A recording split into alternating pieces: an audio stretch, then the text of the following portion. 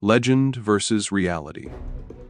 Most people know William Wallace because of Braveheart, the towering warrior painted in blue, shouting freedom before his noble death. It's a powerful image, but it is not the truth. The real death of Wallace was not quick, not noble, and certainly not merciful. On August 23, 1305, he was subjected to one of the most excruciating executions medieval Europe ever devised, to be hanged, drawn, and quartered. This was not just about killing one man.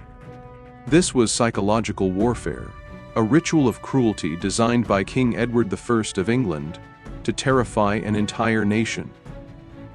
Today we uncover Wallace's final days: betrayal, trial, humiliation, torture, and the birth of a legend.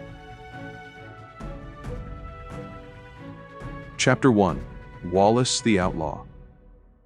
By the early 1300s, Scotland was in chaos.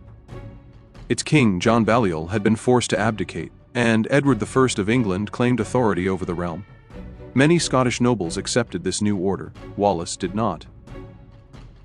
He rose from obscurity, leading raids against English garrisons.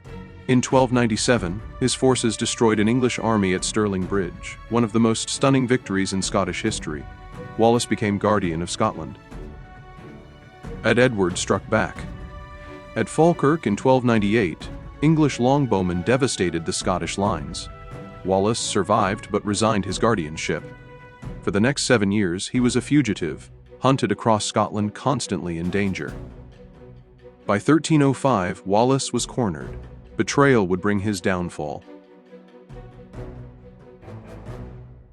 Chapter 2. Betrayal and Capture.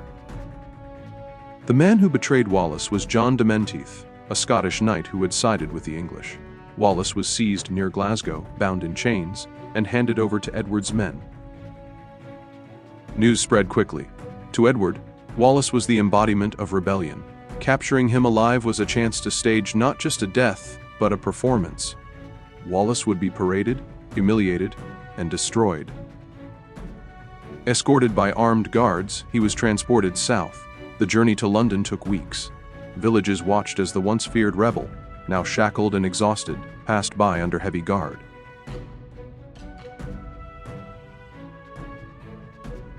Chapter 3. The Spectacle of Arrival. When Wallace reached London, Edward ensured the public saw him. He was marched through crowded streets, displayed like a trophy. He was confined in the Tower of London, not as a prisoner of war, but as a traitor awaiting trial.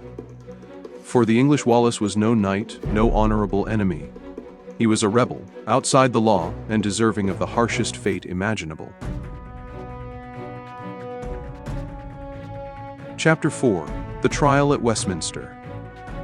On August 23, 1305, Wallace was dragged to Westminster Hall. The trial was a show, not a search for justice. He was accused of treason, robbery, murder, and atrocities. Wallace did not deny the violence. He admitted he had fought against the English, but he rejected treason. "I could not be a traitor to Edward, for I was never his subject." It was a bold declaration of defiance, yet it mattered little. The verdict was predetermined.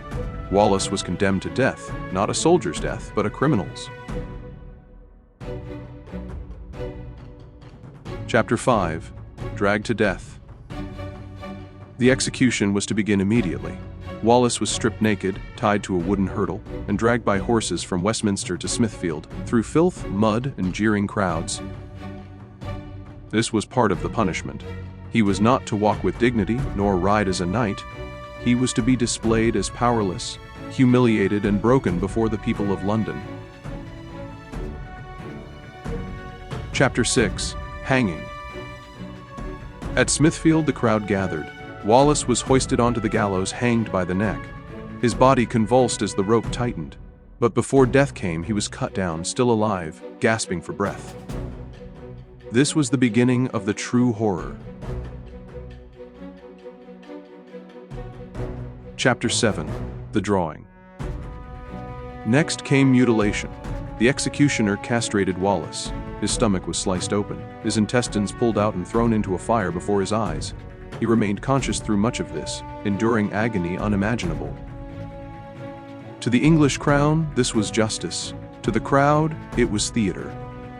Every scream, every gasp was meant to remind onlookers of Edward's absolute power. Chapter 8. Quartering. Finally, Wallace's chest was opened, his heart torn from his body. Only then did death claim him. His head was cut off, his body chopped into 4 pieces. The remains were not buried, they were sent to the corners of the kingdom: Newcastle, Berwick, Stirling, Perth. His head was placed on London Bridge, a grisly warning to all who passed beneath. Chapter 9. Edward's Message. Edward I had achieved his goal. Wallace was gone, his body destroyed, his memory stained with accusations of treason. His execution was supposed to end Scottish resistance once and for all. But cruelty can backfire. Chapter 10. Legacy of Wallace. Instead of erasing him, Edward turned Wallace into a martyr. His death shocked Scotland. Rather than submit, many Scots grew more determined to resist. Within 9 years, Robert the Bruce led the Scots to victory at Bannockburn. Scotland's fight for independence continued, and Wallace's sacrifice was remembered as the spark that had lit the flame. Today, Wallace is honored not for his death, but for his defiance. His last words may not have been freedom, but his life embodied it. The English sought to destroy his body. They created a legend instead. Outro. William Wallace did not die like in the movies. He died in terror and pain, but in death, he became larger than life, a symbol of Scotland's unyielding spirit. Sometimes legends are not built on glorious endings, but on unimaginable suffering. And Wallace's legend endures.